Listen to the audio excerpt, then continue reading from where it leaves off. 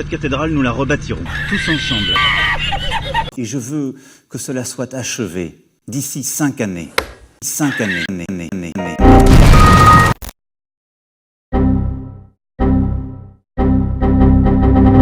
À moins que vous me viviez dans la Creuse, avec tout le respect que j'ai pour nos amis les campagnards, même si vous êtes sacrément moche, putain c'est quoi ça? Vous n'êtes pas censé ignorer qu'il y a environ 2 semaines, Notre-Dame de Paris aka The Warrior, parce que oui 850 ans faut le faire quand même, a brûlé. Bon je vous passe les détails, c'était une sale histoire de raclette, puis après ils ont voulu s'allumer une chicha entre deux messes, bref c'était le bordel, la cathédrale a pris feu et on a tous fait nos petites stories de victimes en mode c'est trop triste. Ta gueule! Mais la cathédrale elle a brûlé. Ouais mais c'est pas toi qui décide. Et je me dédouane absolument pas, j'étais même l'un des premiers à réagir, même s'il y a quand même une sacrée différence entre poster une story et chialer sa race, encore plus que si c'était la mort de ton père.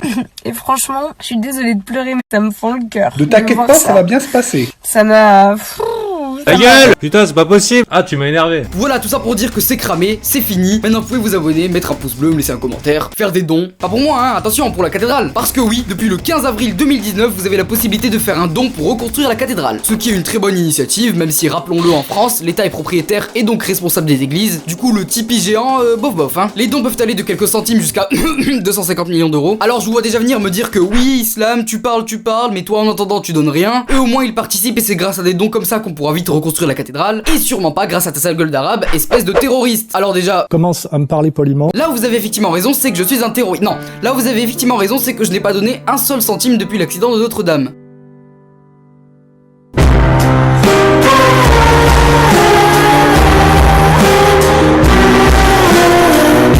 Ne t'inquiète pas, ça va bien se passer. En revanche, là où mes yeux saignent, c'est quand je vois que des riches familles qui font des dons à tout va passent pour les sauveurs de l'édifice. Prenons par exemple la famille Pinault qui a donné 100 millions d'euros. À première vue, on pourrait se dire 100 millions d'euros, mais c'est énorme. Bah putain, ils sont sympas. Sauf que oui, mais non en fait, puisque comme l'a très justement dit Simon Puech sur Twitter, les liens sont dans la description. 100 millions d'euros pour eux, c'est comme si toi tu lâchais 10 balles. On va pas se le cacher, niveau don là, c'est du code for LAN. Il est malade! On a vu plus généreux. Ensuite, ils ont 2,5 milliards d'euros d'impôts évadés. Bon, ça à la limite, ça nous regarde pas, c'est entre eux et la justice, même si ça la fout un peu mal pour les prétendus sauveurs de la cathédrale. Et pour finir, préparez-vous, la crème de la crème, la cerise sur le tagine, Jean-Jacques Ayagon qui s'occupe de leur collection d'art demande une réduction de 90% des impôts sur ce don. Franchement, j'aurais pas fait mieux. L'expression plus c'est gros, plus ça passe n'aura jamais aussi bien pris son sens. Parce que oui, en France, quand tu fais des dons, tu peux avoir une partie de ton don qui t'est réduit sur tes impôts. Du coup, c'est plus vraiment des dons. Bref, tout ça pour montrer qu'en fait, cette escalade de dons n'était pas tant pour le geste ou pour le monument, mais plus pour montrer qui avait la plus grosse et gratter quelques millions derrière, sinon c'est pas drôle. De toute façon, c'est pas nouveau, hein. En France, quand on veut restaurer ou protéger le patrimoine, soit on demande des dons, soit on fait des lotos. Ouais, des lotos. En France, en 2018, Macron taxe des lotos pour financer la restauration du patrimoine. Heureusement que le président n'est pas youtubeur parce que putain, dans 2 semaines, il t'organise une vidéo dégustation pour financer les bombardements en Syrie. Vous savez quoi?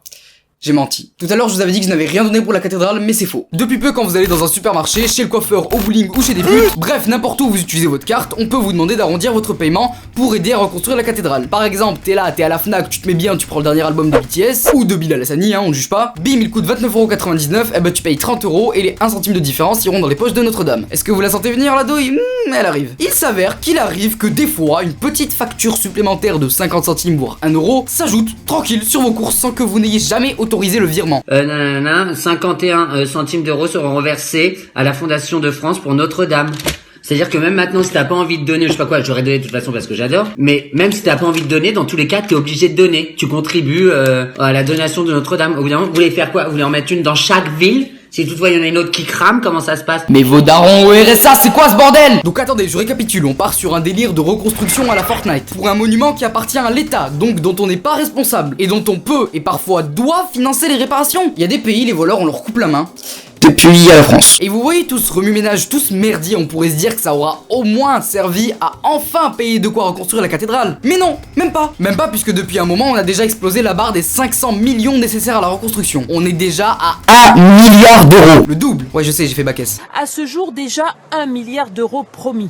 Une somme qui serait supérieure aux besoins réels. Il resterait environ 500 millions d'euros. Maintenant, la question qu'on pourrait se poser, c'est que faire des 500 millions qu'il reste? Et bien, dans le même reportage, la journaliste émet l'hypothèse qu'ils servent à restaurer d'autres monuments religieux, toutes religions confondues. Voilà, moi je trouve ça plutôt sympa et honnête, même si c'est pas l'avis de tout le monde, hein, n'est-ce pas Anaïs qui nous dit: donc l'argent donné pour Notre-Dame pourrait finir par être utilisé pour des rénovations de mosquées? Vous êtes sérieux franchement? C'est un cauchemar. Vous avez le don pour tout salir. Mais PTDR, ma sœur, tu t'appelles Anaïs Ligné. Tu te revendiques militante française, mais tu passes tes journées à retweeter sur Bilal Hassani, l'immigration et l'islam, et en plus t'as le culot de venir te plaindre parce que tu te fais insulter. Qu'on se mette d'accord, je cautionne pas les insultes, mais quand on voit les merdes que tu nous écris, on reprend ce tweet datant du 25 avril et posté à 4h30 du matin, ce qui me laisse penser que t'étais peut-être un petit peu défoncé. Il accompagnait un JT signé France 2 que j'ai regardé en entier et dans lequel à aucun moment on ne parle de mosquée, de l'islam ou même de religion monothéiste. On parle juste de toute religion confondue. Mais bien évidemment, toi tu rates pas l'occasion de décrédibiliser le fait de faire des dons en rattachant ça à l'islam. Sans parler des 3000 mongols qui ont liké, dont Napoléon Ier, qui serait un peu dégoûté de savoir que Napoléon Bonaparte lui-même, avant sa mort, voulait se convertir à l'islam. Avec, je cite, l'islam est la vraie religion, j'espère que le moment ne tardera pas où l'islam prédominera dans le monde, j'aime mieux la religion de Mahomet, elle est moins ridicule que la nôtre, et pour finir, il n'y a pas d'autre dieu que Dieu, et Mahomet est son prophète. Et ben alors Napoléon, on est en PLS? Je pense que tu pensais pas que j'allais dire ces choses-là. Tu pensais que ce serait tabou. Mais non, c'est pas tabou, c'est pas tabou.